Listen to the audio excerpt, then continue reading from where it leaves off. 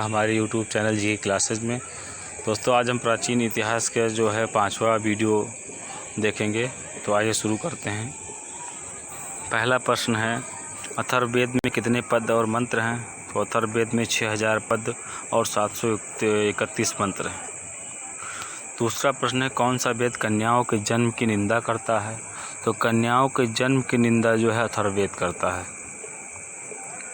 तीसरा प्रश्न है, कौन सा सूक्ति अथर्ववेद का प्रधान सूक्ति माना जाता है? तो अथर्ववेद का प्रधान सूक्ति जो है पृथ्वी सूक्त माना जाता है। चौथा प्रश्न है, किस ब्राह्मण ग्रंथ में स्त्री को पुरुष की अर्धांगिनी कहा गया है? तो शतपथ ब्राह्मण में स्त्री को पुरुष की अर्धांगिनी कहा गया है। पांचवा प्रश्न है, हीनयान का प्रमुख ग्रंथ कौन सा है? तो हीनयान का प्रमुख ग्रंथ जो है वो कथावस्तु है। छठा प्रश्न है, अर्थशास्त्र कितने खंडों में विभाजित है? तो अर्थशास्त्र में 15 अधिकरण एवं 180 प्रकरणों में विभाजित है। सातवां प्रश्न है, सर्वप्रथम भारतवर्ष का जिक्र किस अभिलेख में हुआ है? तो सर्वप्रथम भारतवर्ष का अभिलेख जो है हाथी गुम्फा अभिलेख में हुआ है। आठवां, पंचायतन शब्द किससे संबंधित है? तो पंचायतन शब्द जो है मंदिर शैली से संबंधित है। मुख्य मंदिर जो है अन्य 4 सहायक मंदिरों से घिरा रहता है, जिसे पंचायतन मंदिर कहते हैं। 9वां प्रश्न है, आग का आविष्कार किस काल में हुआ? तो आग का आविष्कार जो है पुरापाषाण काल में हुआ। 10वां प्रश्न है, पहिए का आविष्कार किस काल में हुआ? तो पहिए का आविष्कार जो है नवपाषाण काल में हुआ। 11वां प्रश्न जो है, मनुष्य ने सबसे पहले किस धातु का प्रयोग किया? तो मनुष्य ने सबसे पहले जो है तांबा धातु का प्रयोग किया, और ये जो है अतिरंप कक्कम नामक स्थान पर मिला। 12वां प्रश्न है, कृषि का आविष्कार किस काल में हुआ? तो कृषि का आविष्कार जो है नवपाषाण काल में हुआ। 13वां प्रश्न है, भारत में पुरापाषाण काल के औजारों की खोज किसने की? तो भारत में जो है पुरापाषाण काल के औजारों की खोज रॉबर्ट ब्रूस फुट नामक व्यक्ति ने सन 1863 में किया। दोस्तों जो है आप लोग जो है वीडियो को समझ में आए तो जो है लाइक और सब्सक्राइब करते रहिए। आइए अगला प्रश्न देखते हैं, जो है भारत में मनुष्य संबंधी सबसे पहला प्रमाण किस घाटी से प्राप्त हुआ? तो भारत में मनुष्य संबंधी सबसे पहला जो है प्रमाण वो नर्मदा घाटी से प्राप्त हुआ। सिंधु सभ्यता को किस युग में रखा जाता है? तो सिंधु सभ्यता को प्राक ऐतिहासिक अथवा कांस्य युग में रखा जाता है। 16वां प्रश्न है, सिंधु सभ्यता का सबसे पश्चिमी स्थल कौन सा था? तो सिंधु सभ्यता का सबसे पश्चिमी स्थल जो है ये सुत कांगेडोर है, जो बलूचिस्तान में दास नदी के किनारे स्थित है। 17वां प्रश्न है, सिंधु सभ्यता का सबसे उत्तरी स्थल कौन सा था? तो सिंधु सभ्यता का सबसे उत्तरी स्थल मांदा है, जो जम्मू कश्मीर में है, चिनाब नदी के किनारे स्थित है। 18वां प्रश्न, सिंधु सभ्यता का सबसे दक्षिणी स्थल कौन सा है? तो सिंधु सभ्यता का तो सबसे दक्षिणी स्थल दायमाबाद है, जो महाराष्ट्र के अहमदनगर में गोदावरी नदी के किनारे पर स्थित है।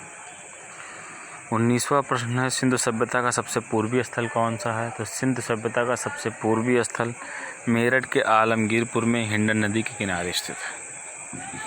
20वां प्रश्न है, सिंधु सभ्यता में बंदरगाह कौन से थे? तो सिंधु सभ्यता में बंदरगाह लोथल एवं सुत कोतदा था। 21वां प्रश्न, सिंधु सभ्यता की सबसे बड़ी इमारत कौन सी थी? तो सिंधु सभ्यता की सबसे बड़ी इमारत जो थी वो वहाँ की स्नानागार थी। 22वां प्रश्न है, सिंधु सभ्यता में अग्निकुंड कहाँ से प्राप्त हुए हैं? तो सिंधु सभ्यता में जो है अग्निकुंड लोथल एवं कालीबंगन से प्राप्त हुए हैं। 23वां प्रश्न, हड़प्पा की मोहरों पर सबसे अधिक किस पशु के अंकन मिलते हैं? तो हड़प्पा की मोहरों पर सबसे अधिक एक श्रृंगी पशु के अंकन मिलते हैं। 24वां प्रश्न है, मोहनजोदड़ो से नर्तकी किस धातु की मूर्ति मिली है? तो मोहनजोदड़ो से प्राप्त नर्तकी कांस्य धातु की मिली है। 25वां प्रश्न है, सिंधु सभ्यता में घरों के मुख्य दरवाजे किस ओर खुलते थे? तो सिंधु सभ्यता में घरों के दरवाजे घर के पीछे की ओर खुलते थे। 26वां प्रश्न है, सिंधु सभ्यता के किस नगर के घरों के मुख्य दरवाजा सड़क की ओर खुलते थे? तो सिंधु सभ्यता में जो है लोथल नगर के घरों के मुख्य दरवाजे सड़क की ओर खुलते थे। सिंधु सभ्यता के तौल की इकाई किस अनुपात में थी? तो सिंधु सभ्यता में तौल की इकाई 16 के अनुपात में थी। 28वां प्रश्न है, मेलुहा शब्द का अभिप्राय किस सभ्यता से है? तो मेलुहा शब्द का अभिप्राय जो है सिंधु सभ्यता से है। 29वां प्रश्न, हड़प्पा और मोहनजोदड़ो को किसने एक विशाल विस्तृत साम्राज्य की जुड़वा राजधानी कहा? तो हड़प्पा और मोहनजोदड़ो को पिंगट ने एक विशाल विस्तृत साम्राज्य की जुड़वा राजधानी कहा। स्वास्तिक चिन्ह किस सभ्यता की देन है? तो स्वास्तिक चिन्ह जो है ये सिंधु सभ्यता की देन है। आइए दोस्तों जो है प्रश्न को एक बार दोबारा देख लेते हैं। उससे पहले मैं कहना चाहूँगा कि अगर आपको वीडियो पसंद आ रहा हो तो प्लीज़ जो है चैनल को सब्सक्राइब कर लीजिए और लाइक कर दीजिए। अथर्ववेद में कितने आइए फिर से देखते हैं, अथर्ववेद में कितने पद और मंत्र हैं? तो अथर्ववेद में 6000 पद और 731 मंत्र हैं। कौन सा वेद कन्याओं के जन्म की निंदा करता है? तो कन्याओं के जन्म की निंदा जो है अथर्ववेद करता है।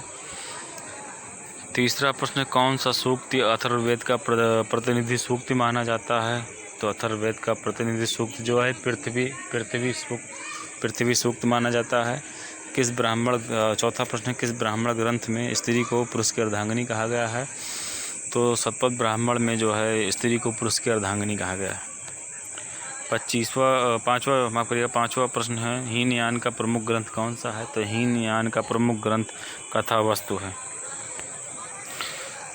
छठा प्रश्न है, अर्थशास्त्र कितने खंडों में विभाजित है? तो अर्थशास्त्र जो है वो 15 अधिकरण एवं 180 प्रकरणों में विभाजित है। सातवां प्रश्न है, सर्वप्रथम भारतवर्ष का जिक्र किस अभिलेख में मिला है? तो सर्वप्रथम भारतवर्ष का जिक्र जो है हाथी गुफा अभिलेख में मिला है। पंचायतन शब्द किस से संबंधित है? पंचायतन शब्द जो है मंदिर शैली संबंधित है। मुख्य मंदिर इसमें मुख्य मंदिर अन्य 4 मंदिरों सहायक मंदिरों से घिरा रहता है। आग का आविष्कार किस काल में हुआ? 9वां प्रश्न है, तो आग का आविष्कार जो है पुरापाषाण या जो है पूर्व पाषाण काल में हुआ। 10वां प्रश्न है, पहिए का आविष्कार किस काल में हुआ? तो पहिए का आविष्कार जो है नवपाषाण काल में हुआ। 11वां प्रश्न है, मनुष्य ने सबसे पहले किस धातु का प्रयोग किया? तो मनुष्य ने सबसे पहले तांबा धातु का प्रयोग किया। 12वां प्रश्न है, कृषि का आविष्कार किस काल में हुआ? तो कृषि का आविष्कार जो है नवपाषाण काल में हुआ। 13वां प्रश्न है, भारत में पुरापाषाण काल के औजारों की खोज किसने की? तो भारत में जो है पुरापाषाण काल के औजारों की खोज रॉबर्ट ब्रूसफुट नामक व्यक्ति ने सन 1863 में किया। भारत में मनुष्य संबंधी पहला प्रमाण किस घाटी से प्राप्त हुआ है? तो भारत में मनुष्य संबंधी पहला प्रमाण जो है नर्मदा घाटी से प्राप्त हुआ है। 15वां प्रश्न, सिंधु सभ्यता को किस युग में रखा जाता है? तो सिंधु सभ्यता को जो है प्राक ऐतिहासिक अथवा कांस्य युग में रखा जाता है। 16वां प्रश्न, सिंधु सभ्यता का सबसे पश्चिमी स्थल कौन सा है? तो सिंधु सभ्यता का सबसे पश्चिमी स्थल जो है वो सुत कांगेडोर है, जो बलूचिस्तान में दास्क नदी के किनारे स्थित है। 17वां प्रश्न है, सिंधु सभ्यता का सबसे उत्तरी स्थल कौन सा है? तो सिंधु सभ्यता का सबसे उत्तरी स्थल जो है मांदा है, जो जम्मू कश्मीर में चिनाब नदी के किनारे स्थित है। 18वां प्रश्न, सिंधु सभ्यता का सबसे दक्षिणी स्थल कौन सा है? तो सिंधु सभ्यता का सबसे दक्षिणी स्थल जो है दायमाबाद है, जो महाराष्ट्र में अहमदनगर के गोदावरी नदी के किनारे स्थित है। सिंधु सभ्यता का सबसे पूर्वी स्थल कौन सा है? तो सिंधु सभ्यता का सबसे पूर्वी स्थल जो है मेरठ के आलमगीरपुर में हिंड नदी के किनारे स्थित है। 20वां प्रश्न, सिंधु सभ्यता में बंदरगाह कौन से थे? तो सिंधु सभ्यता में लोथल एवं सुत-कोटदा बंदरगाह थे। 21वां प्रश्न, सिंधु सभ्यता की सबसे बड़ी इमारत कौन सी थी? तो सिंधु सभ्यता की सबसे बड़ी इमारत जो है वो स्नानागार थी। 22वां प्रश्न, सिंधु सभ्यता में अग्निकुंड कहाँ से प्राप्त हुए हैं? तो सिंधु सभ्यता में अग्निकुंड जो है लोथल एवं कालीबंगन से प्राप्त हुए हैं। 23वां प्रश्न है, हड़प्पा की मोहरों पर सबसे अधिक किस पशु के अंकन मिलते हैं? तो हड़प्पा की मोहरों पर सबसे अधिक जो है एक श्रृंगी पशु के जो है अंकन मिलते हैं। मोहनजोदड़ो से नर्तकी की किस धातु की मूर्ति मिली है? तो मोहनजोदड़ो से कांस्य की नर्तकी की मूर्ति मिली है।